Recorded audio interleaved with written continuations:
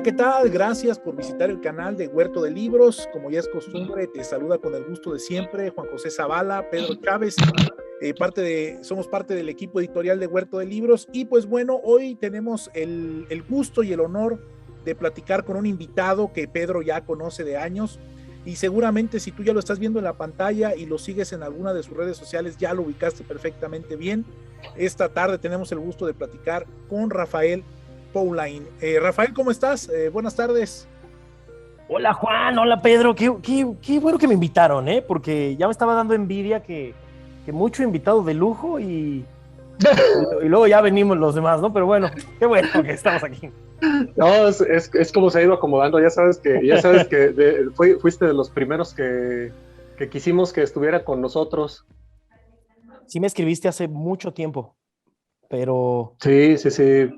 Pero pero, ya sabemos que estás muy ocupado, no te estreses. pero aquí estamos. Pues te agradecemos mucho, Rafa.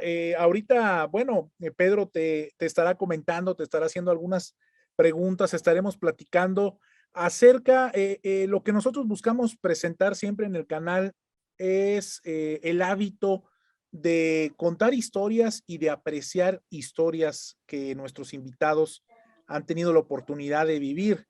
Nosotros hemos visto el contenido, yo te empecé a seguir hace unos días a partir de la recomendación de Pedro en Instagram y pues hemos visto que tú compartes historias desde el lado B o le das un nuevo significado a muchas imágenes, a muchos emblemas que hemos seguido en la cultura pop. Por ahí hemos visto desde las princesas más conocidas de Disney, la verdadera historia de 300, las maldiciones de los actores que han interpretado Superman, en fin. Entonces, Pedro tiene por aquí preparadas algunas preguntas sobre literatura. Iremos platicando a gusto y pues bienvenido a tu casa. Muchas gracias. Pedro. Bueno, la primera historia que déjenme contarles es que Rafa me ayudó a presentar mi primer libro en la FIL hace más o menos, ¿qué fue? En el 2018. 2018, Más o 2019, menos. sí, en el 2018, así es, fue en el 2018. Y igual fue yo era su seguidor en Twitter, yo lo empecé a seguir, creo que con la historia de Maratón o con la segunda historia que contaste, no recuerdo muy bien. Y un día dije, voy a invitarlo, oye Rafa, acompáñame a presentar mi libro. Sí, claro, ¿dónde nos vemos? ¿A qué hora nos vemos? Yo dije, qué buena onda. Y ya de ahí salió, igual que en esta ocasión, de, oye Rafa, ven para el canal, y ahí viene Rafa. Entonces, eh, aquella ocasión me ayudó a la presentación de mi libro con 3 historias. En esa ocasión fue invitadazo de lujo, nos contó 3 historias. Y en esta ocasión lo que queremos es que nos cuentes la historia de Pauline con los libros. ¿Cuáles son tus libros favoritos? ¿Cuál es tu género favorito? Si hay algún libro en particular que tú digas, este libro me voló la cabeza, no importa si es ficción o no ficción, aquí no le hacemos el fuchi a nada. Me late. ¿Saben qué? Nada más, quiero complementar lo que está diciendo Pedro. Nada más quiero. Uh-huh. También me acuerdo muy bien cómo se fue dando todo. Les voy a decir nada más una cosa. Los que me han seguido en redes, desde hace más de 4 días, no como Juan, se habrán dado cuenta pues que de pronto he tenido la suerte de viajar por muchos países. Y yo he conocido pocas personas, lo digo en serio, tan, no sé si esa sea la palabra, noble como Pedro, tan buena persona, o sea, muy, muy buen tipo, Pedro, muy, muy buen tipo. Pero bueno, vamos a darle y listo. No me vas a preguntar cuáles son los 3 libros. ¿Qué le preguntamos? ¿Cuáles son los 3 libros que más han... ¿Cuáles son los libros que más han influido en tu vida? ¿Cuáles son los 3 libros que más han influido en tu vida? ¿Esa va a Sí, ser la primera pregunta? ¿cómo que? No, ¿qué prefieres tú? ¿Ficción o no ficción, Rafa? Híjole, ahí me vas a colgar un poquito, pero yo creo que la no ficción, obviamente, ¿no? Por lo que me dedico. Exactamente. Y dentro de la no ficción, ¿qué es lo que más te gusta a ti? Me imagino que se trata de la historia por la formación que tienes. ¿O hay algún otro tópico que tú digas, esto me gusta más? Lo de las historias en realidad salió porque me latió hacer un día los hilos. Fíjate que sí, justo. Y yo creo que leo de todo. Justo estoy sacando así como que lo que estoy leyendo o tengo así como planeado leer próximamente. Eh, Y estoy viendo que hay de todo, ¿eh? O sea, desde novela, biografía, y, en fin, se los voy a comentar, ¿no? Lo último que leí fue un libro de Irving Stone, que es una biografía de Van Gogh, que se llama Lujuria de Vivir. La agonía y el éxtasis igual de Irving Stone, que es un libro de Miguel Ángel. No me gustó tanto ese último libro porque se inventa cosas. De pronto los libros históricos los leo para ver como qué cosas está tomando el autor, pero hay otros que ¿Qué son una verdadera... libertades? Sí, qué licencias narrativas, ¿no? Se va a tomar para que jale su novela, pero hay unos que son una cátedra, pero cátedra. Valerio Máximo Manfredi, por ejemplo, que también habla de mucha historia, pero estoy viendo que leo de todos, estoy leyendo leí uno que se llama En nombre de Dios, que habla del Vaticano y hay asuntos ahí extraños, La Dama de las Camelias, de Alexandre Dumas, Ready Player One, Las penas del joven Werther, de Goethe, El Gran Gatsby, Curiosidades del planeta Tierra, Los Reyes Malditos 4, el caso de Harry Kubert. Los Reyes Malditos. De todo, trato de leer como... Mira, yo tenía como la idea siempre de leer como un libro por semana. Esa era como mi meta, ¿no? Y más o menos eso me leo, como 4 libros como al mes, más por o mes. menos. Como 4 libros al mes. Pero, es que verdaderamente leo de todo. Disfruto mucho leer. Sí, disfruto mucho leer. Y algún libro que tú puedas decir porque, por ejemplo, por ahí Arnoldo nos llegó a mencionar la Divina Comedia y nos platicó la historia a través de la cual él llegó a la Divina Comedia. Un libro que tú puedas decir así, este fue el que me hizo ser así, el que me hizo ver las cosas de esta manera, o el que me hizo elegir tal o cual carrera. Fíjate que, a ver, mi abuelo era escritor. Eso creo que nunca te lo había contado. Más bien mi bisabuelo era escritor. Mi bisabuelo escribió El Canto a la Bandera, de hecho.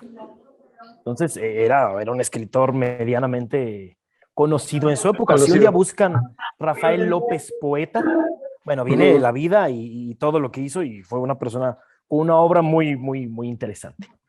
Entonces siempre estuve en contacto con los libros, con la escritura. Mi mamá me leía libros todas las noches para irme a dormir.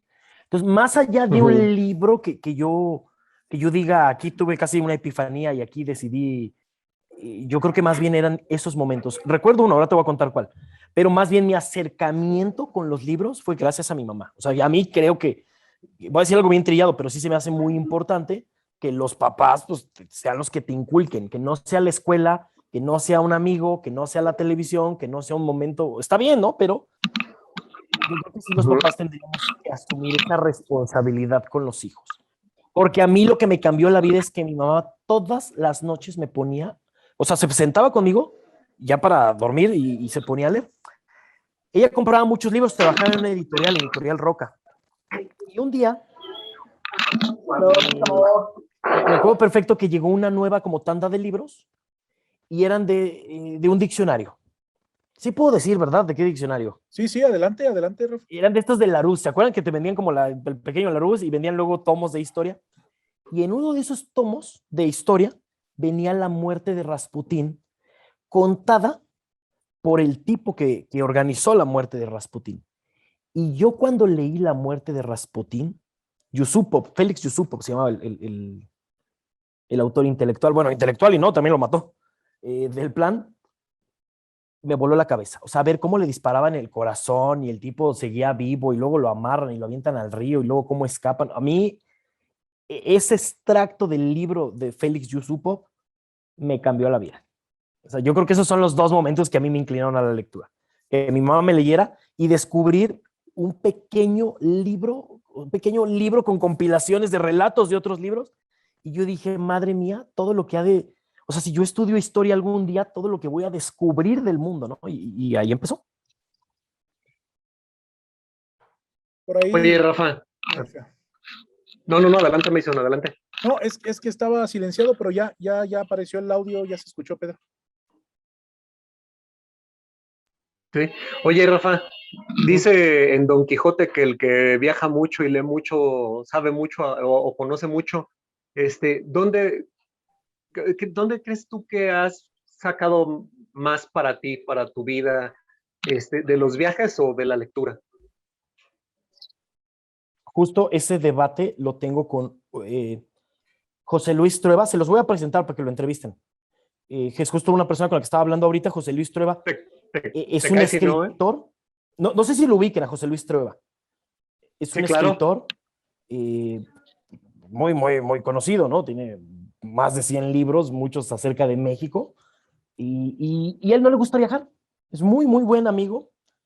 Y siempre tenemos como ese debate, ¿no? Porque yo siento que yo puedo aprender mucho porque lo veo en gente como Trueba, que no le gusta viajar y que saben muchísimo, muchísimo, y no nos va a dar la vida para saber todo lo que ellos saben, ¿no?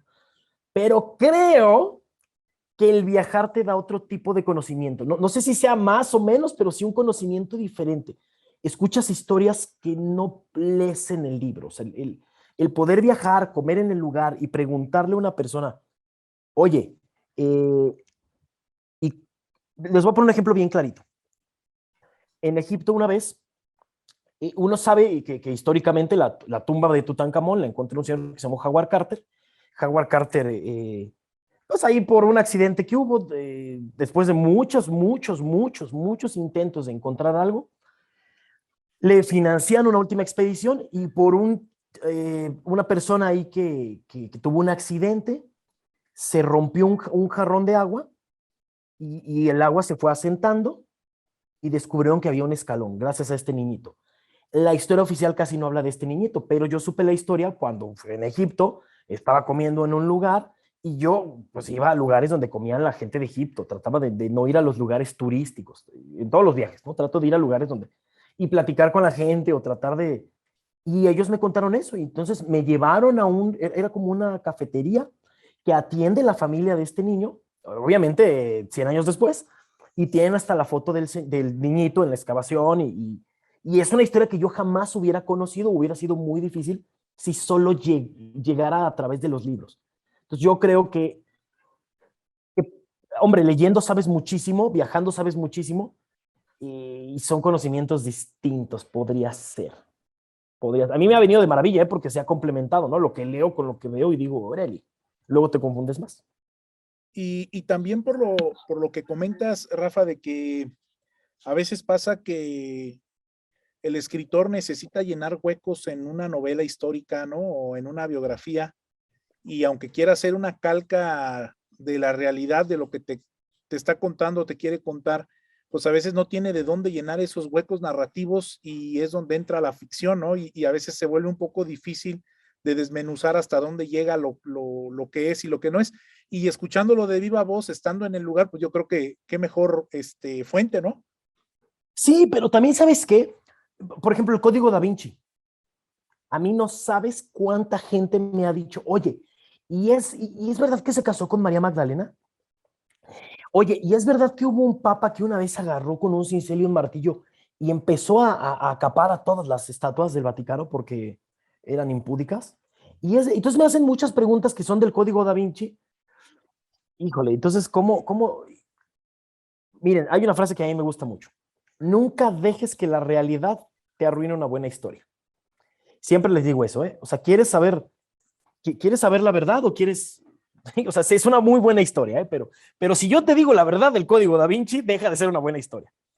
Entonces a mí, ahora que lo estás mencionando, Juan, sí se me hace el ejemplo perfecto. Dan Brown a mí se me hace un excelente escritor, un muy buen narrador, un pésimo historiador. Ok. Y el problema también está en que a veces necesitamos este tipo de historias porque es más bonito, ¿no? Como decía Arturo Pérez Reverte, ¿no? De pronto en la ficción hay tanta cosa que parece que te sorprende, pero no es cierto, porque el escritor tiene una idea muy clara de cómo va a empezar, cómo va a terminar y cómo va a ser, ¿no?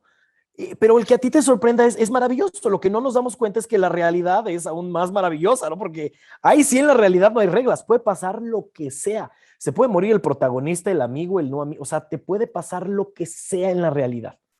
Entonces, este tipo de literatura que te está hecha para ser fácilmente digerible, lo cual no critico, está fabuloso.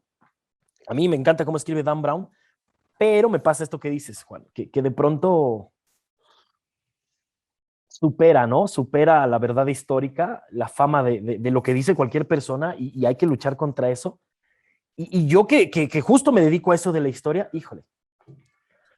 Rafa, podemos, la frase es la que ahorita nos compartiste, que a mí me voló la cabeza, muy buena, y no sabes cómo la voy a atesorar, y yo sé que Pedro también. Nunca dejes que la realidad te arruine una buena Te historia. arruina una buena. Sí. Excelente, Sí, es una excelente frase. Oye, fíjate que yo no había planeado esta pregunta, pero ya que mencionas a Dan Brown, ¿qué hay de Ken Follett si lo has leído? ¿Cómo ves respecto a sus novelas? Digo, yo sé que él antes de empezar siempre dice, lo que va a narrar es ficticio, tiene el marco de la historia, nada más utilizo el referente del momento para dar lugar a la acción. Pero, ¿qué piensas de él? ¿Qué piensas de él como autor? Y esto no lo había pensado, esto salió ahorita que mencionas lo de Dan Brown. Fíjate que yo, de manera general, yo creo que casi cualquier cosa que acerque a la gente a leer es buena. Casi cualquier cosa que acerque a la gente a leer. Porque con todo respeto hay libros que tú dices, o sea, me está tomando el pelo y es la 9ª edición de este año, ¿no? De este libro de fantasmas, de este señor, ¿sabes? O sea, yo siento que casi cualquier cosa que haga leer a la gente es buena. Fíjate que les quería comentar, nada más me voy a regresar tantito en un tema, perdóname. Híjole, no lo tengo acá. Hay un libro que me encantó, que se llama Ejercicios de Estilo. No recuerdo el autor, lo voy a buscar, por ahí lo debo de tener. Ejercicios de Estilo. Te cuenta la misma historia 100 veces, pero de distintas formas. O sea, te cuenta la historia desde el chofer del camión, te cuenta la historia desde la persona que pregunta la hora, te cuenta la historia desde que va sentado a un lado, te cuenta, y 100 formas distintas de narrar la misma historia. Y ahorita que estaban hablando de como de la escritura y de todo esto, a mí ese libro me encantó porque, hombre, ustedes que escriben, ¿no? Y saben que, perdóname, también un poquito, no, bueno, no sé si lo sepas, Pedro, yo viví un tiempo en Japón y ¿cómo justifico que me gustan las cosas otaku, verdad? Pero bueno, yo viví un tiempo en Japón y me empecé a meter mucho, obviamente, en la cultura japonesa, ¿no? Y a mí algo que siempre me llamó la atención de vivir en Japón es que yo veía señores trajeados, bien vestidos, todos salían y se ponían a leer sus mangas. Yo decía, ¿cómo, no? Y entonces me empecé a meter en algunos mangas que hablan del mundo de la escritura. Hay uno que se llama, ¿cómo se llama este manga? ¿Han visto uno que se llama Death Note, que es famosísimo? Bueno, los escritores de Death Note, su siguiente publicación me parece que fue esta, que no recuerdo cómo se llama, pero mira, ahí está Pedro googleando, Death Note está hasta en Netflix, ¿no? Tiene por allí algunas temporadas, ¿no? Fue adaptado allá a la plataforma. Es una película malísima que hizo Netflix. Pero bueno, lo que yo les quiero contar es que yo me empecé a meter mucho ya en algún momento, no en tanto en la novela histórica, que obviamente me gusta mucho, sino pero no en el asunto de la superación personal, ¿no? Y de ideas de cómo escribir un libro, sino de estas cosas como tan interesantes de cómo ver cómo escribir la misma historia 100 veces. 100 veces escribe la misma historia, es un ejercicio maravilloso. O esto que hacen este otro, también es serie. Ay, ¿cómo se llama? Es algo con S, fíjate. No puedo creer que se me ha olvidado. Y habla la historia de 2 escritores japoneses que se dedican al mundo del manga y haz de cuenta que te están describiendo el mundo editorial de cualquier país, ¿eh? Así es una locura, todo, o sea, cómo te tienen que aprobar la idea o rechazar la idea, cómo tu editor te cambia cosas, cómo vas perdiendo el agrado, el favor, pues, del público y ya sabes que tú eres tan bueno como tu último éxito. En este medio tú eres tan bueno como tu último éxito, como tu última obra, mejor dicho, ¿no? Eres tan bueno como lo último que hayas hecho. Entonces, me recordaste ahorita un poquito a 1Q84. de la de Haruki Murakami. Ya ves que ¿Mm? Tengo Caguamas es escritor y lo ponen a hacer, ¿cómo se llama esto? Cuando lo ponen como a corregir ¿cómo le dicen ellos? Hacer el piloto, pues, de la novela de la chica esta, con la que se enreda por ahí después. Este, ¿cómo dices que se llama ese libro? ¿Ejercicios de estilo? Ejercicios de estilo. Ese es Para el de buscar. Naoko, ¿no? El que estás diciendo, el de Naoko, se llamaba Naoko y... Ah, no, ese es Tokyo Blues, perdóname. No, Sí. estaba pensando en el libro de Murakami. Pero no. Sí. Me No, el confundí. que también digo es 1Q84. Sí. Sí, que también es un autor y muestra más o menos lo mismo, porque también su editor, luego es bien gacho con él y le va explicando, no, es que tienes que hacerlo así y no puedo presentar este libro por esto y por eso tienes tú que corregirlo y cuidarlo y editarlo y lo vamos a presentar como si fuera obra exclusiva de ella, pero tú vas a llevar ahí una pequeña ganancia por haber hecho este trabajo. ¿Cómo se llama eso, Mason, que hacen? Ya no me acuerdo cómo se llama eso, que le pagan a un autor para que corrija el trabajo de otro, pero no le dan el crédito, nomás le dan una buena feria. Pues bueno, Bueno, divago. En fin. no, bueno, muchos son lo que se conoce como escritor fantasma hoy en día, ¿no? Pero que es completamente anónimo, que no tiene ningún derecho sobre la obra, pero que es el que termina pues haciendo la chamba de que va a hacer que funcione la historia, ¿no? ¿Podrá ser Sí, eso? así es. Ese es el marco en el que empieza 1Q84. Sí, es un escritor fantasma. Rafa, y los que te seguimos sabemos de tu fascinación por Alejandro Magno, uno de esos hombres que podemos decir que cambió al mundo. Y lo que yo te quería preguntar era, de los libros que has leído de él, me refiero a las novelas históricas, ¿podrías dividirlas en las que no tienen absolutamente nada que ver con la realidad o cuya liga con la realidad es muy pobre y aquellas que son muy, muy acertadas? ¿O de plano todas son, ya dada la distancia que nos separa de este hombre, ya todas están más allá, más cercanas a la fantasía que a la realidad? Estoy pensando, ¿sabes qué? No. El tema de Alejandro Magno es interesante porque yo creo que la gente no dimensiona quién fue Alejandro Magno. Y cuando la gente dimensiona quién fue y lo que hizo, te pasa lo que le pasa a gente a lo largo de la historia. Le pasó a Mohamed Ali, le pasó a Mike Tyson, le pasó a Napoleón, le pasó a George Patton, le pasó a Julio César, que sabes la historia de él. O sea, Julio César no sería quien es si por una casualidad, cuando él tenía 32 años, no hubiera ido caminando en Cádiz, era gobernador.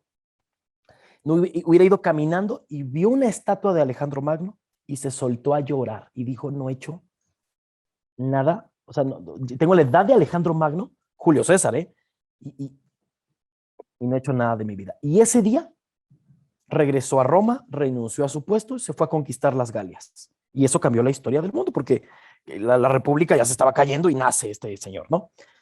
Mi punto es que a lo largo de la historia ha habido gente que empieza a ver la historia de Alejandro, la conecta con ella, te das cuenta que lo que te cuentan en muchas películas, en muchos libros, no es, porque estamos viendo a Alejandro con los ojos de hoy, ¿no? Y eso jamás lo debes hacer en la historia, jamás. Y además, Alejandro era algo que es un concepto que nosotros no entendemos. Alejandro no era un conquistador, Alejandro era un liberador, que es totalmente distinto. Él no quería conquistar. Lo que hizo Alejandro fue algo así. Es como si ahorita, sin hacer más o menos, Guatemala dice, yo voy, ¿cuál es el país más poderoso del mundo? ¿Te gusta Estados Unidos? Ándale, pues, Estados Unidos. Que llega a Guatemala y te diga, yo voy a conquistar Estados Unidos. Nómbrenme líder de América y yo conquisto Estados Unidos. Que Dios te bendiga, haz lo que gustes. Pues Alejandro, que venía de un pueblito al norte de Grecia, un reino que nadie quería, Macedonia, conquistó el imperio más grande que había existido en el mundo para liberarlos. Entonces este chamaco de 19 años termina como faraón de Egipto, como líder de los griegos, como señor de rey de reyes, del gran imperio de Persia, llega a la India, o sea, y el tipo nunca sufrió una derrota. O sea, o sea no hay una duda quién es el mejor general de la historia, hay duda quién será el segundo, quién será el tercero, no hay duda quién es el primero. Y Alejandro llegaba a los pueblos y decía, yo vengo con la intención de liberarlos, no vengo a quitarles lo que ustedes quieran. Aquí no importa tu color, tu religión, no importa lo que ¿Qué piensas? Aquí se acabó eso. Incluso él se casó ahí con 2 mujeres de Persia. El punto es que con Alejandro lo amas tanto, o sea, o entiendes tanto su historia, que la gente que escribe de Alejandro lo idolatra. O sea, es difícil leer un mal libro de Alejandro porque ya para ponerte a escribir de Alejandro es que lo amas. Y generalmente la gente que habla de Alejandro, pues sí lo pone todo magnífico, ¿no? Yo, respondiendo a la pregunta, tanto choro para contestarles que la respuesta, perdón, sería, no he encontrado un libro malo, pero tenía que explicarles esto. El por qué considero que no hay libros específicamente malos de Alejandro. Podrá haber una película mala o incompleta, pero en las películas así va a pasar siempre. Pero en libro, como requiere cierta investigación que tienes que hacer sí o sí, en el transcurso de la investigación, pues te vas clavando con Alejandro, ¿no? Y ya tu obra ya termina siendo algo en donde hablas bien de él. Eso pasa con casi todos. Yo les recomiendo uno, que es la trilogía de Alexandros, de Valerio Massimo Manfredi. Y hay otro, Christian Cameron, me parece que se llama. Ese es el único donde yo siento que al autor, digo, por responderte bien tu pregunta, ¿no? Uno, el mejor y el peor, ¿no? Christian Cameron, yo siento que de pronto trata de meter aspectos de Alejandro de una forma en la que yo me ofendía porque decía, ¿cómo habla mal de Alejandro? Pero porque yo lo adoro, ¿no? O sea, más bien era eso, ¿no? Pero ahí yo creo que puedes ver un libro no tan sesgado acerca de Alejandro Magno. Y es una novela histórica, creo que se llama El Dios de la Guerra, de Christian Cameron. Estoy casi seguro. Pero ahí está. Rafa, la siguiente pregunta va en relación a tus hilos, porque es que no has hablado tanto de todos los temas en los hilos, o sea, desde, como te digo, la batalla de Maratón, que creo que fue con lo que me empecé a enganchar contigo. Has pasado, creo que por la maldición de la señora Winchester. Ya contaste la historia de la Torre Eiffel. O el último, este último con el que empezaron los hilos de nuevo en Twitter, ¿cuál fue? El de Gustav Klimt, si no recuerdo mal. Ah, exacto, Clint. Gustav Klimt.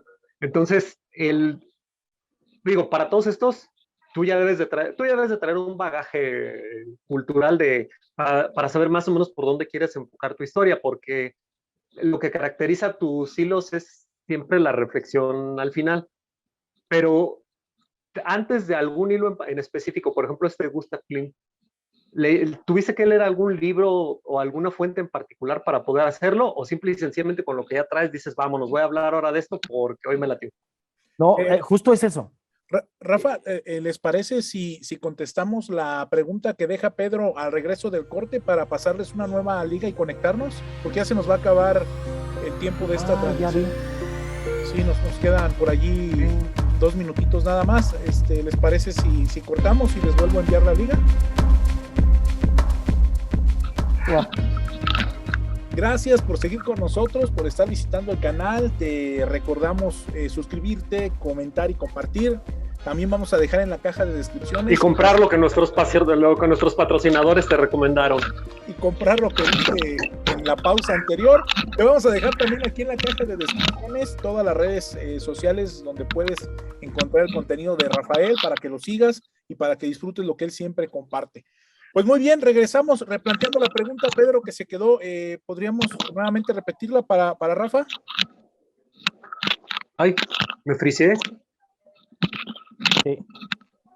Sí, te quedaste sonriendo, Pedro. Mira. ¿Nos escuchas? Yo creo que se nos fue, Rafa. Bueno, se nos fue la conexión. Ay, cabrón. Se me fue el internet. Ahí está. No sé si me friseé. Sí, un poquito, Pedro, pero ahorita, bueno, te escuchamos bien y ya te vemos. Porque en mi cuadrito me quedé así. ¡Ay, qué pasó! Pues ya volvimos, ya me regresó el internet ahora sí. No está ocupando mis datos. No, es el problema de las señales de Wi-Fi aquí en México. Sí, caray. Sí, pero bueno, ahí ya nos escuchas bien, nosotros ya te vemos bien y te escuchamos bien ahorita. Y ya se mueve mi miniatura. Rafa, entonces te preguntaba, para los hilos que haces cuando tú piensas, voy a hacer un hilo de fulano de tal o de perengano de tal, yo digo, lo principal de los hilos, y creo que es lo que a todos nos gusta de las historias de Pauline, es la reflexión que hace siempre al final. Eso creo que le añade un plus a tus historias. No es nada más la historia que cualquier otra persona te podría contar, la cuentas desde tu perspectiva y aparte haces esa reflexión al final, pero sí me queda la duda, cuando tú dices, voy a hacer un hilo de perenganito, tal vez este último, por ejemplo, el de Gustav Klimt, ¿los haces con lo que ya traes en la cabeza o tienes que documentarte, leer antes para poder sacar el hilo? ¿Sabes qué? Que nunca, nunca, nunca escribo una historia. Ahí me escuchan, ¿verdad? Sí. Nunca escribo una historia si no la conozco. Si no, o sea, la historia que escribo casi siempre tiene que ver con mi estado de ánimo, ¿no? Si estás contento, si estás triste. O sea, como que trato de conectar mucho con la historia que voy a contar. Sí conozco la historia de Gustav Klimt, pero por ejemplo, le decidí contarla en ese día porque andaba en Nueva York. Y hay un cuadro muy famoso de Gustav Klimt que está en Nueva York. Entonces, en Instagram conté la historia de cómo terminó un cuadro tan importante como La Dama de Oro en Nueva York. Y luego dije, pues voy a contar la historia de Gustav Klimt, pero va más bien por ahí, ¿no? Como que si no conozco la historia, no la cuento. Y a lo mejor va a ser absurdo, porque hay gente, cuando yo empecé en lo de Twitter, pues no había ni hilos. Yo tenía que explicar cómo que seguía el hilo y que se metían ahí a leer lo que seguía, porque no existía la función de hilos.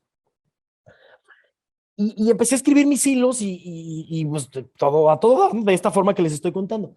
Y ya después empecé a conocer gente que lo hace distinto, sin que esté bien o que esté mal. Si es, por ejemplo, el aniversario de la muerte de Lady Di, ese día toca historia de Lady Di. Si esta, ¿sabes? O sea, entiendo que se maneje así por las métricas, por la gente, pero en mi caso nunca lo he manejado así, como que se fue dando de una manera bien extraña, ¿no? Y ahí me ha permitido poder conectar mucho con lo que hago y que siga siendo mío, ¿no? No es, ching, ya viene el aniversario de Martin Luther King, tengo que contar su historia. Y eso también es bueno y malo, porque hay historias que quiero contar, pero que no puedo contar porque no hay yo cómo contarlas.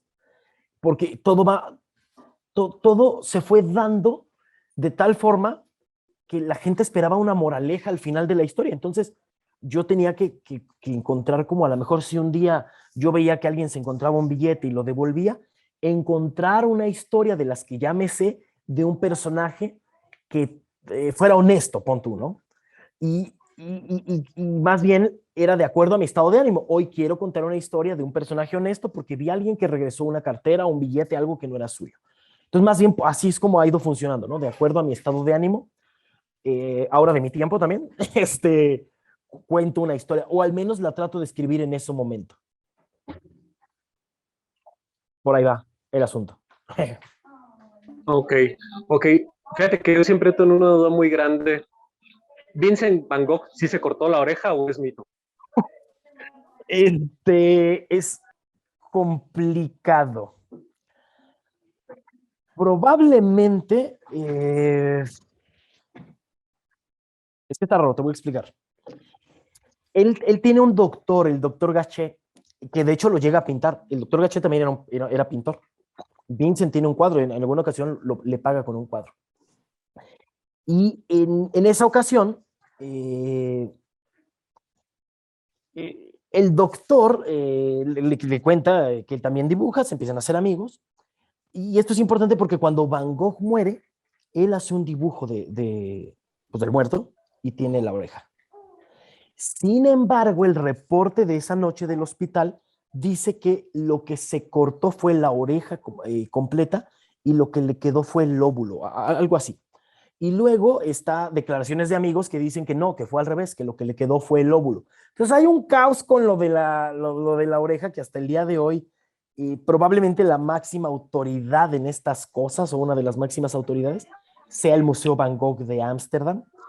Y hay un libro que están investigando ellos, que justo es una investigación que ganó el Pulitzer, donde cuentan, uno, su verdadera muerte, y hay otro libro donde que también están investigando el Museo Van Gogh, donde cuentan la historia de lo que pasa en la oreja. Entonces, probablemente en los próximos años tengamos como nuevos datos acerca de esto.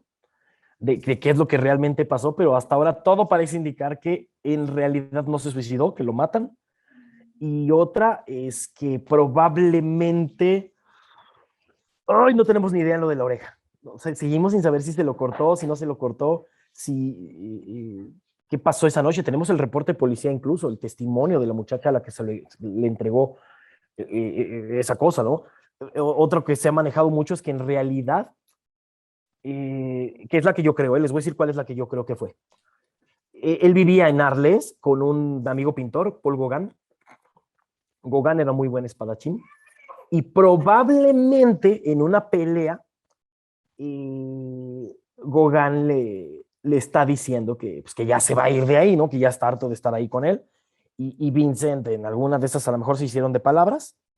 Es que está muy raro lo que hace Gauguin, porque Gauguin, en lugar de ayudarlo o estar con él, como que Gauguin se escapa de la ciudad, se va a París y nunca vuelve. Y Vincent dice, no, yo me corté la oreja, yo fui, no le hagan nada a mi amigo, es mi amigo, no sé qué. Entonces, Vincent era un hombre terriblemente solo, que por fin estaba viviendo su sueño, vivía en la famosa Casa Amarilla, quiere hacer su comuna de pintores, y de pronto todo se le viene abajo porque en una carta que está fechada justo en la Navidad de ese año, lo sabemos por un cuadro donde Vincent, por pura casualidad, pone esa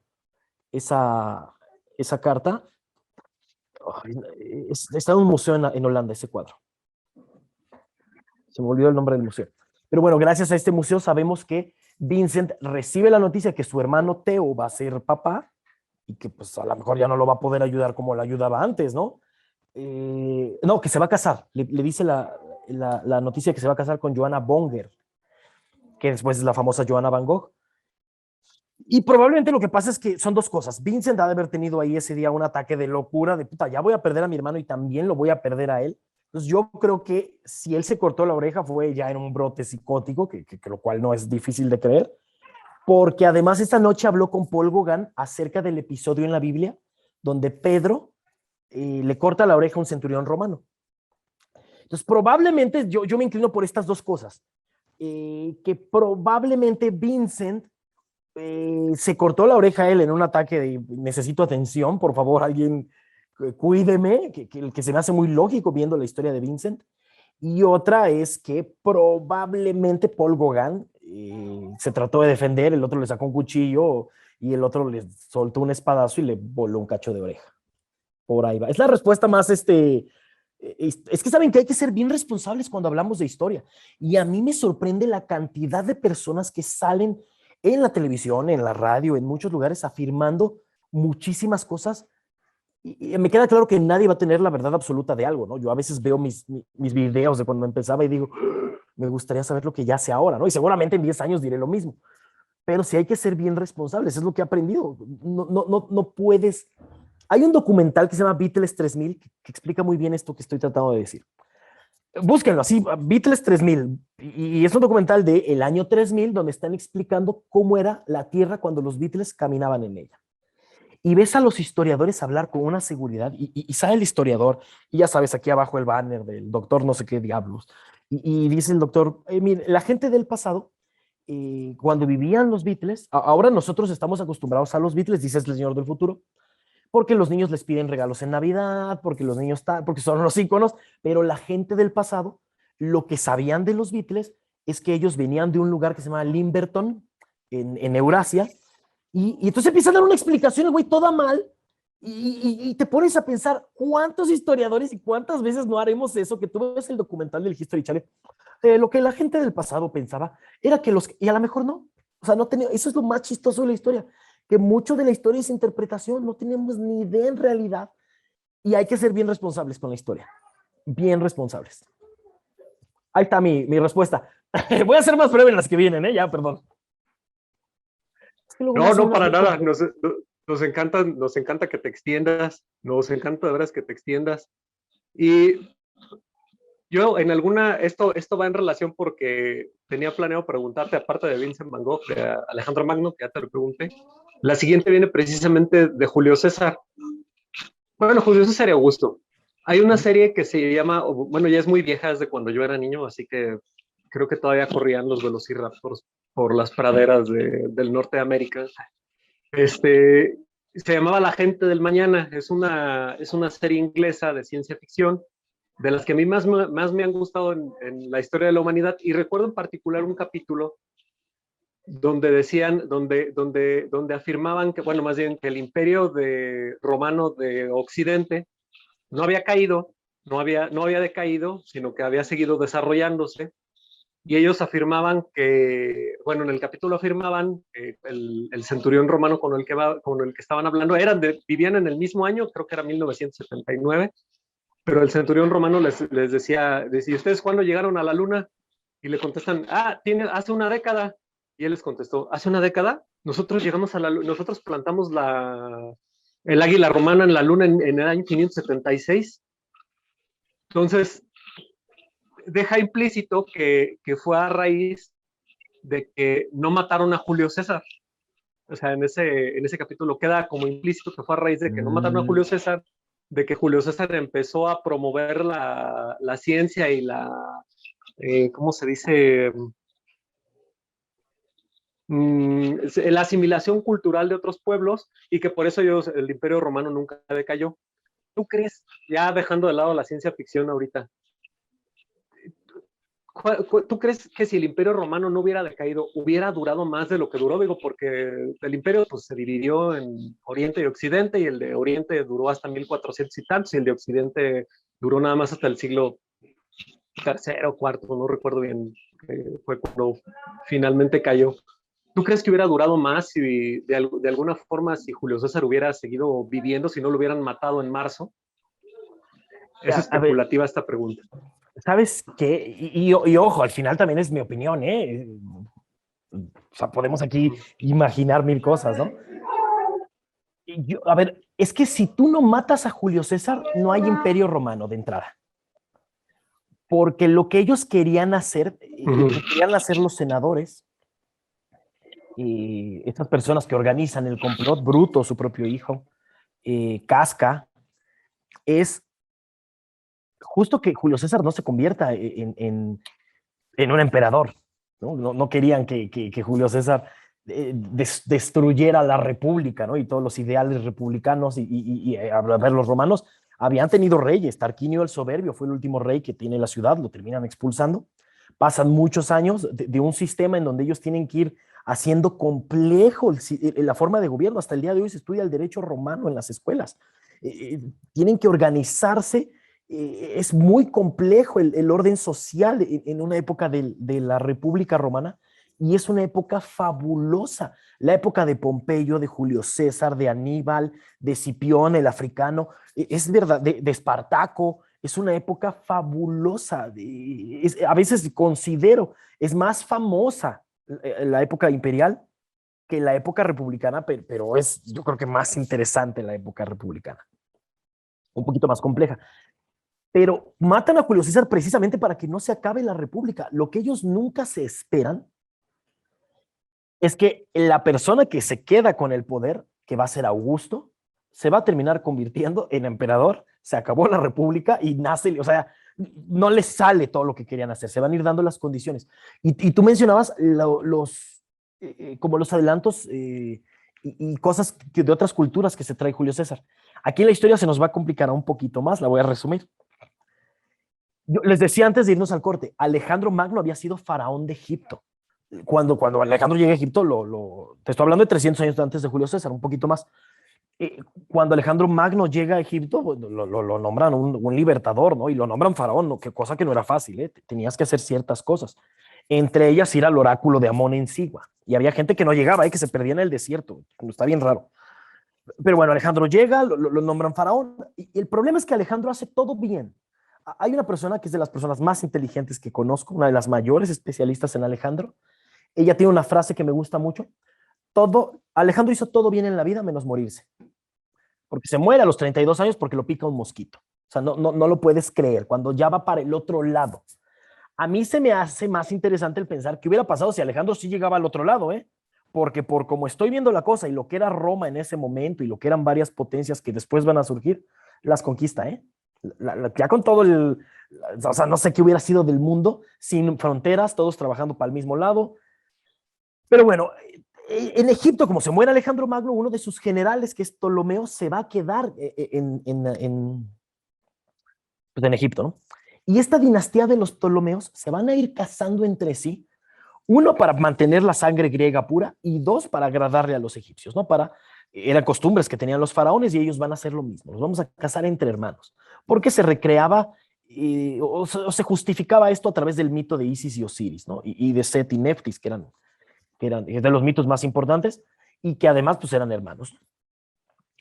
Y pasa el tiempo, llega la última de los Ptolomeos, que es la famosa Cleopatra, y ahí está el problema, que todo lo que hacía Julio César, en algún punto Cleopatra, que es una mujer, que era una mujer de ciencia, la primera de los Ptolomeos que hablaba el idioma egipcio, una mujer que era increíblemente culta, trabajadora, responsable, era una mujer de ciencias y ha quedado reducida su figura al de, mira, la llamaban en Roma la mayor de las rameras. Imagínate que tanto la odiaban. Decían que era una bruja, que había seducido a Julio César, a ver, Julio César tenía 50 años, Cleopatra tenía 20 y tantos. Se conocen, tenía menos de 25. O sea, el tipo viene de conquistar el mundo, de ser el señor del mundo.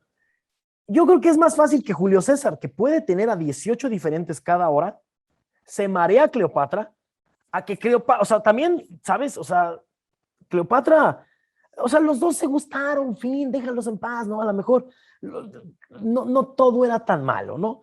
El punto es que, para no desviarnos tanto de la pregunta, es que cuando pasa el tiempo y empieza a formarse el imperio, ahora sí nace la Roma que conocemos, esta Roma poderosa, esta Roma donde cada emperador pues ya tenía que acrecentar la gloria. Hubo emperadores muy malos, hubo emperadores muy buenos, muy buenos. Trajano, por ejemplo, que es un emperador del que casi no se habla, que es a mi gusto, él y Augusto son los mejores emperadores que tuvo Roma. El problema es justo que los bárbaros están invadiendo las fronteras del imperio. La religión, está surgiendo una nueva religión. Vamos a tratar de fusionar todo, que ya lo habían hecho los romanos, eran expertos en hacer esto, ¿eh?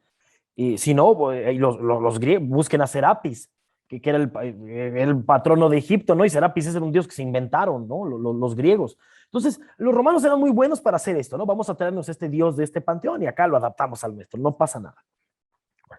El problema es cuando ya tienen que adaptar otra nueva religión en Constantino, por ahí del 300, ¿no? Cuando Constantino ya tiene que adaptar una nueva religión, cambia las fiestas. El mundo se está comiendo a Roma. Roma ya no es tan grande ni tan poderosa como la gente pensaba. Eso es lo que está pasando. Si Roma, no, yo creo que más bien es el problema es que no hay una paz. Ellos prosperaron por el concepto de Pax Romana, que era lo que promulgaba. O sea, aquí adentro de las fronteras del imperio hay orden, afuera está el caos. Esto va a ser relativamente malo, porque todo lo que venga de afuera es malo, cuando no necesariamente era así. Todo lo que no sea romano es malo. Ya en algún punto del imperio ya se le da la ciudadanía a la gente más fácil, ya cualquiera, entre comillas, puede ser romano, ya tienes más derechos, ya hay cosas buenas, hay cosas malas. El problema no es tanto el poder que tenía el imperio romano, sino la injerencia que tenía la religión, porque la religión históricamente ha estado ligada a la ciencia. El problema que tenían los romanos es que por su religión ellos no podían abrir un cuerpo, por ejemplo. Porque, pues, ¿cómo te vas a ir al otro mundo desmochado, no? O sea, necesitas tener el cuerpo, necesitas hacer ciertas cosas, necesitas ponerle unas monedas para que se las dé a Caronte, pues, si no tiene que estar ahí vagando un buen rato. En fin, tienes que hacer ciertas cosas. El problema es un poquito más qué tanto está ligada la ciencia a la religión. Y eso yo creo que más que el asesinato de Julio César, es que tanto, porque Julio César lo hacía, ¿eh? Julio César cambia el calendario y empieza el calendario juliano, que estuvo hasta antes del gregoriano, que es justo por estos arqueólogos que se trae de Egipto, perdón, por estos astrólogos, perdón, que se trae de Egipto. En realidad, siempre hubo ciencia, o sea, siempre hubo adelantos tecnológicos. Que nosotros queramos decir que si no llegaban los españoles, por ejemplo, que de pronto es otra cosa que escucho, ¿no? Si no hubieran llegado los españoles, nosotros ahorita quién sabe dónde estaríamos, ¿eh? Porque ve nosotros no conocíamos ni el metal y ve cómo vivíamos. O sea, al contrario, ¿no? Yo creo que de alguna manera nos obligaron a subir 10,000 años en la historia porque estábamos casi que en la edad de piedra. Y de alguna, con lo bueno y con lo malo, porque te voy a decir una cosa, nos descubren, por usar una palabra, nos descubren los holandeses, no estaríamos ahorita platicando nosotros, seríamos güeros, altos, tú te llamarías Sven, Hans y Peter Hoff, sería yo, ¿no? O sea, realmente, y creo que de pronto idealizamos mucho el pasado pensando que estaríamos mejor o peor si no hubieran pasado ciertas cosas, y en realidad no, es romantizar un poco la historia. No creo que hubiéramos llegado a la luna en el año 500, ni de broma, porque el Imperio Romano estaba 100 años antes, perdón, y además la gente olvida algo, el Imperio Romano siguió de alguna manera vivo. O sea, a lo mejor sí se divide, pero el Imperio Romano siguió y hubo muchos intentos históricamente en esos 1000 años de reconstruir lo que había sido Roma. No se pudo porque se está acercando otra era. De pronto la religión deja de ser importante. Y eso también ya le da al traste a todo.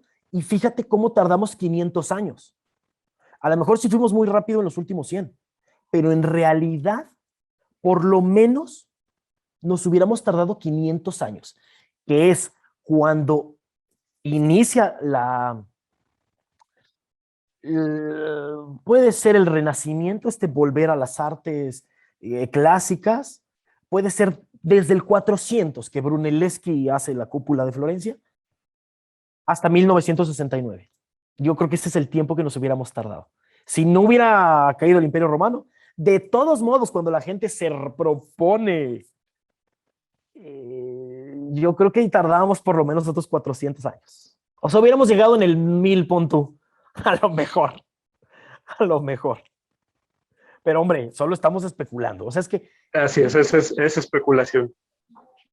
Oye, Rafa, creo que ya casi se nos acaba el tiempo de horas que no nos gusta cuando estamos en sobre todo cuando nos estamos pasando tan bien. Tendremos que repetir para seguir hablando. Ya la última, ahorita me quedé pensando con lo de que dijiste del manga. ¿Cuál es tu manga favorito? Te voy a decir 3. ¿Puedo decir 3 o tengo que decir 1? Los que quieras. Ya me voy a quemar. No, es que ¿sabes qué? A ver, yo creo que como a toda persona nos gusta Dragon Ball, ¿no? Creo que eso va implícito en el niño mexicano, ¿no? Creo que todos vimos Dragon Ball, creo que de alguna manera, medianamente bien, a todos nos gustó en algún momento de nuestras vidas. Entonces, no vamos a contar ni Dragon Ball ni Los Caballeros del Zodiaco porque habla de la edad que tenemos más o menos y de... que yo ya lo vi en repeticiones, también ustedes son los rucos del Zoom de hoy. Pero, me gusta mucho One Piece. Relativamente lo empecé a ver, no lo había querido ver.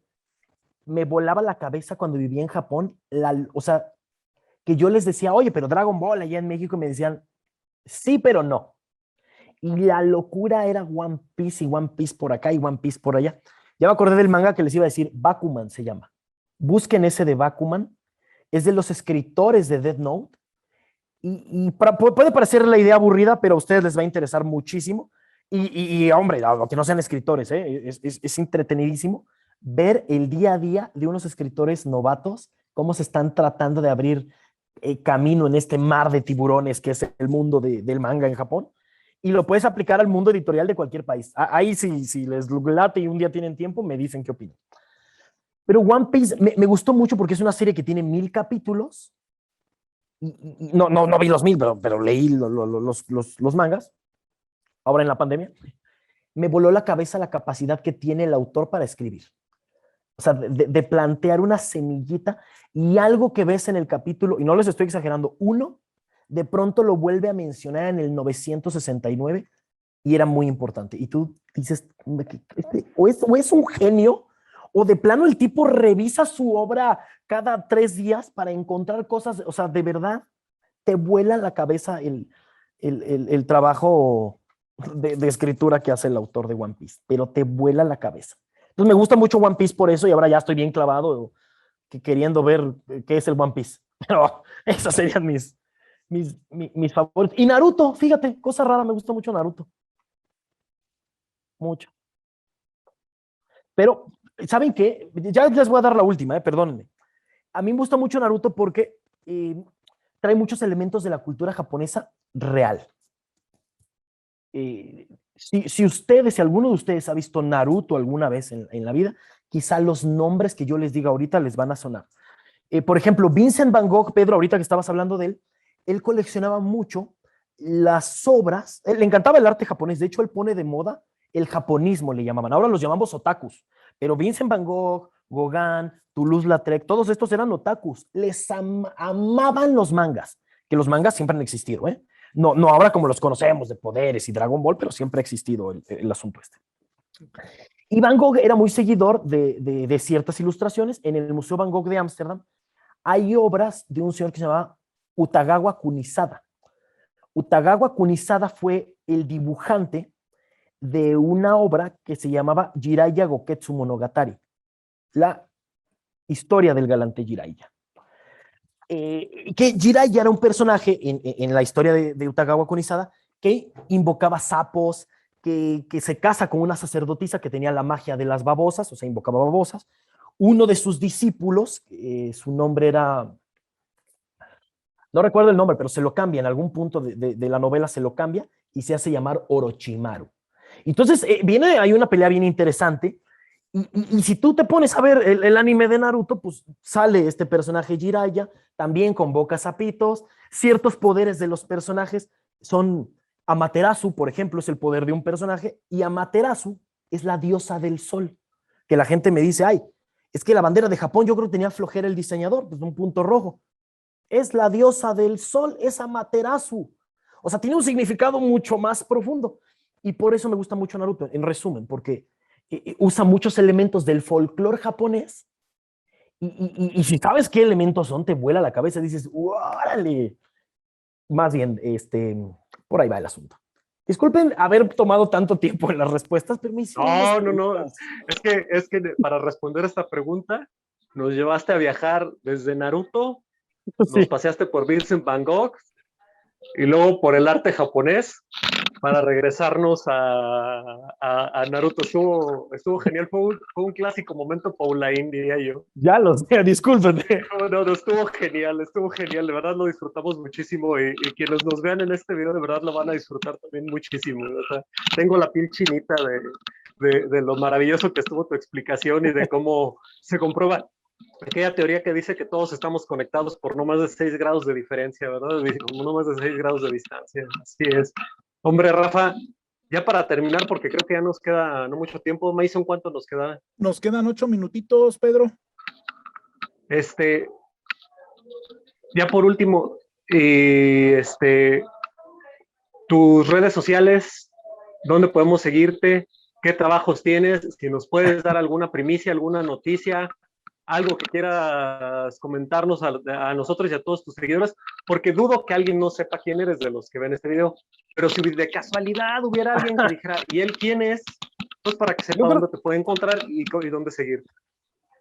Muchas gracias, Pedro, por sus palabras. Ahora sí me voy a ir bien chiveado. Ya les he dicho que yo, si soy celebridad clase C o D. No, para nada. Pero mis redes son Rafael Paulain en Twitter y Rafa Paulain en Instagram. Y ahí ya estoy contando historias de mis viajes, de personajes, Mira, y sí te tengo una primicia, que es el programa de televisión que estuvimos grabando. Bueno, son 2 primicias. Uno, va a haber segunda temporada. Lo más probable es que haya una tercera temporada. Es un programa de historia de México que grabamos ahí durante la pandemia. Fue muy complicado, muy complicado. Pero ya está lista la primera temporada. Es los viernes a las 8 de la noche. Ajá. y la repetición es el domingo. No recuerdo si es 4:30 o 5:30 la repetición. Pero bueno, no el en vivo, perdón, la primera emisión los viernes a las 8 de la noche en Televisión Mexiquense. Y en el programa estoy viajando por zonas arqueológicas y explicando lo que pasó ahí con ayuda de especialistas. Televisión Mexiquense creo que es el canal 34.1, pero como es televisión regional, de pronto Sí. ahí chequen, Televisión Mexiquense en vivo y te sale en YouTube, te sale en la página. Entonces, fíjense, tengo esta primicia. Excelente. Ya está el programa de televisión. ¿Y cuándo inicia o ya está? ¿Cuándo arranca la primera temporada, Rafa? ¿O ya está? O ya arrancó. Octubre, empezó en octubre. Septiembre, de hecho, con un programa especial de la independencia. Perfecto. Okay. No le hemos hecho mucha publicidad justo hoy. Acabo de hablar con el productor a ver de qué onda, cómo le vamos a hacer para darle, pero sé que vamos bien, fíjate. Que vamos bien, que la gente está reaccionando bien. Y para que las personas que ven este video sepan que está disponible para que lo busquen en la Televisión Mexiquense y probablemente si lo buscan en el canal de la emisora, ahí también lo van a encontrar en el canal de YouTube. Sí, pues sí. La verdad es que acabándote de escuchar lo que nos comentaste, el bagaje, el paseo que nos diste por todo lo que es la historia romana, créeme que yo habría querido que en algún momento así me transmitieran en la escuela con esa pasión y viveza y con esas referencias esta clase de temas. Y viéndote hablar de esto, Rafa, créeme que nos vamos a dar un clavado a Televisión Mexiquense para ver tu programa que ahora hiciste acá en nuestras tierras. Dice Juan, ahora sí te voy a seguir. No, ya estoy. Yo ya te sigo desde hace como que serán unos 4 o 5 días que Pedro me dijo Pedro, deberías de checar este contenido, te va a gustar. Sí. Y me metí a revisar los videos y me atrapaste. La verdad, inmediatamente me chuté varios videos seguiditos que haces contando los significados de cosas cotidianas que utilizamos y no sabemos ni de dónde vienen ni cuáles son sus orígenes.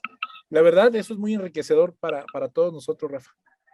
No, y además que Rafa siempre es súper accesible, o sea, siempre nos contesta en Twitter, nos contesta en Instagram, o sea, a pesar de la celebridad con la que viene, pues no se le ha subido a la cabeza o no sé, pero siempre contesta y él puso en alguna ocasión un par de tweets, uno cuando tenía 7,000 seguidores, el otro cuando tenía 70,000. Decía, yo no sé, esa gente que tiene 10,000 seguidores que luego le escriben, ¿por qué no contesta? Yo con 7,000 lo voy a seguir haciendo, algo así decía el tweet, y lo puso cuando tenía 7,000, lo puso cuando tenía 70,000, y si tú le pones, oye, me gustó mucho tu trabajo, de veras que sí contesta, está al pendiente de contestar, y eso es muy valioso para los que lo seguimos, porque es así, ¡ay, que me toca, Rafa! ¿Saben qué? Me acuerdo del tweet, puse, no entiendo a la gente que cuando tenía 7 seguidores, no entendía por qué la gente con 7,000, que lo fui cambiando, con 7,000 seguidores, no contesta a la gente que le escribe. Hoy que tengo 70,000, sigo sin entenderlo. Algo así era el tweet, ¿no? Sí, así siempre... sí, lo fuiste conforme iba subiendo, hoy que tengo tantos, ahora que tengo tantos, ahora que tengo Iba reciclando el tweet. Oigan, qué bueno que me invitaron, me dio mucho gusto estar con ustedes. A nosotros tenerte acá, Rafa, muchísimas gracias de nuevo. Te agradecemos, Rafa, y Huerto de Libros es tu casa y queda abierta la invitación para una segunda charla cuando quieras. No, hombre, pues ustedes ahí me dicen y yo me acomodo y cuando quieran le damos. Claro que sí, de veras que nos la pasamos muy bien hoy, qué bárbaro, de verdad. Se me fue bien rápido. Sí, a mí también. Es una lástima, siempre las cosas buenas duran poco. Pero yo siempre he puesto cuando quieran, nomás me acomodo y ya saben que yo aquí estoy, siempre. Pues muchas gracias, Rafa. También agradecemos. Muchas gracias, Rafa. A todos quienes se quedaron hasta el final de este video. Gracias por vernos, por visitar el canal. Compártanlo, denle like, coméntenlo y vayan a la caja de comentarios y sigan a Rafa, que créanme, su contenido, así con esta pasión que ahorita vimos, esta plática y esta explicación, cada uno de sus materiales nos transmite esa emoción por viajar. Ay, me voy a ir bien chiveado, Juan y Pedro, me voy a ir, ahora sí, ya ni el teléfono voy a contestar, ahora sí. No. Me voy a ir como... No, ¿saben qué? Ahora que hagamos una segunda plática, hablamos del público, porque a la gente que te sigue le debes tantas cosas. O sea, sí. te debes a ellos, ¿eh? Entonces Entonces híjole, yo no estoy de acuerdo en esa gente que que pone una barrera entre tú eres mi seguidor y yo soy el admirado. A mí eso... No, Pero bueno, aquí queda abierta en la caja de comentarios que nos pongan la siguiente plática para cuando la quieren y luego Armamos la aquí fecha. le damos la fecha. Pues Rafa, un abrazo a la oye, distancia. momento, ¿cuántos suscriptores tienen?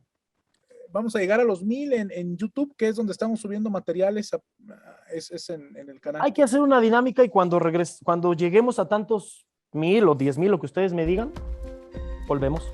¿Va? Órale. Perfecto, lo Órale, ponemos sí, me parece bien. en la caja de comentarios. Ya estamos. Pues Rafa, un abrazo, Pedro. Igual. Igualmente, Mason, mi hermano. Rafa, muchísimas gracias, carnal. De veras que eres la onda. Hombre, ¿de qué? Cuídate. Que estén muy bien. Abrazos para la familia. Bye. Felicidades por todos. Igualmente. tus éxitos. De verdad te los mereces bien. De veras que Igualmente, un abrazo. Mucho Hasta gusto, luego. Juan. Ahí estamos en contacto. Igualmente, Cualquier cosa. Rafa.